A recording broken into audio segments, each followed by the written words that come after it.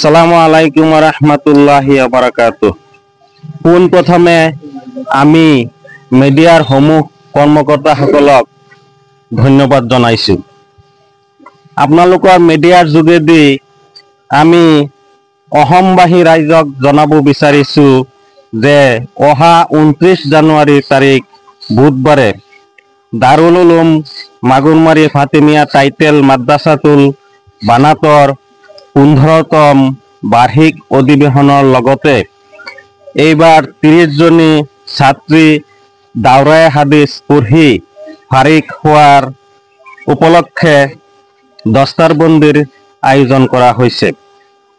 তদুপলক্ষে অসম তথা উত্তৰ পূৰ্বাঞ্চলৰ সমূহ ৰাইজক ইয়াৰ যোগেদি আমন্ত্ৰণ জনোৱা হ'ল। উক্ত সভাত মুখ্য অতিথি হিচাপে যোগদান কৰিব হুজাই পীৰ বাজাৰ দাৰুল হাদিছ মাদ্ৰাছাৰ শেইখুল হাদিছ শেখ হজৰত মৌলানা নাসিৰউদ্দিন কাসেমি সাহাব। পবিত্ৰ কোৰআন তেলাওয়াত কৰিব অসমৰ সুবিখ্যাত বিশ্বনাথ নিবাসী কাৰী মোহাম্মদ গুলজাৰ হক সাহাবে। ইয়াৰ উপৰিও বাংলাদেশৰ পৰা সনদপ্ৰাপ্ত কাৰী মোহাম্মদ সালিমউদ্দিন সাহাব আৰু ভাটিয়াকালী হুছেইনিয়া মাদ্ৰাছাৰ শিক্ষক কাৰী ইমামুল হক সাহাবেও পবিত্ৰ কোৰআন তেলাওয়াত কৰিব। গতিকে সকলো ৰাইজৰ সহায় সহযোগিতা আৰু উপস্থিতি আমি বিনম্ৰভাৱে কামনা কৰিলোঁ। বিশেষকৈ আমি ৰাইজক আহ্বান জনাব খুজিছোঁ যে দাৰুল উলুম মাগুৰমাৰী ফাতিমিয়া টাইটেল মাদ্ৰাছাতুল বানাতৰ মেহফিল উপলক্ষে কোনো বজাৰৰ ব্যৱস্থা দিয়া নহয়। আজি আমি ইয়াত উপস্থিত হৈছোঁ এই কাৰণেই যে আমাৰ মাদ্ৰাছাত অহা ইংৰেজী 29/1/2025 চন আমাৰ মাদ্ৰাছাৰ এই দাৰুল উলুম মাগুৰমাৰী ফাতিমিয়া টাইটেল মাদ্ৰাছাৰ 15তম বাৰ্ষিক অধিৱেশনৰ লগতে আমাৰ মাদ্ৰাছাৰ পৰা এই বছৰ 30 জনী ছাত্ৰী ফাৰিক হৈ আলিমা হ'ব।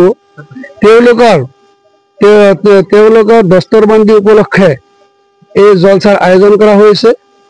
আৰু আমাৰ মাদ্ৰাছাত যেহেতু প্ৰত্যেক বছৰেই সভা অনুষ্ঠিত কৰা হয় আৰু সেই সভাৰ মাধ্যমেৰে আমি কি কৰোঁ ছাত্ৰীসকলক দস্তাৰবন্দী দি বিদায় দিওঁ আৰু এইবাৰো আমি সেই বিদায়ৰ ব্যৱস্থা কৰিছোঁ। সেইভাৱে আমাৰ জলসাহত আগত কোৱা বক্তাসকল আৰু কাৰীসকল উপস্থিত থাকিব আৰু বিশেষকৈ আমাৰ এই মাদ্ৰাছাত বিশ্বৰ শান্তিৰ বাবে দোৱা কৰা হ'ব বুলি মই সকলো অসমবাসী ৰাইজক আহ্বান জনাব। আজি আমি এটা কথা মেছেজ দিবলৈ পাই সুখী হৈছোঁ যে প্ৰতি বছৰৰ দৰে দাৰুল উলুম মাগুৰমাৰী ফাতিমিয়া টাইটেল মাদ্ৰাছাতুল বানাত প্ৰাংগণত আজি 15তম বাৰ্ষিক অধিৱেশনৰ ও দোৱা মাহফিলৰ আয়োজন কৰা হৈছে।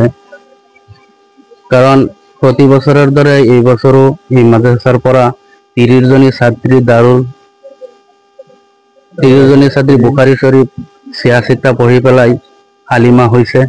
গতিকে তেখেতক আমি সন্মানেৰে আদৰিব লাগে, তেখেতক আমি দস্তাৰবন্দী দিব লাগে। সেই উপলক্ষে বিশ্ব শান্তিৰ কামনাৰে আমি 29 জানুৱাৰী বুধবাৰৰ দিনা এইখন মাদ্ৰাছাত আজিমৰ শান দিনী জলসা আয়োজন কৰিছোঁ। এই বুলি আমি সকলো ৰাইজক আহ্বান জনাওঁ আৰু সকলোকে দাৱাত দিওঁ যে সকলোৱে যাতে আহি এই দোৱাত অংশগ্ৰহণ কৰে।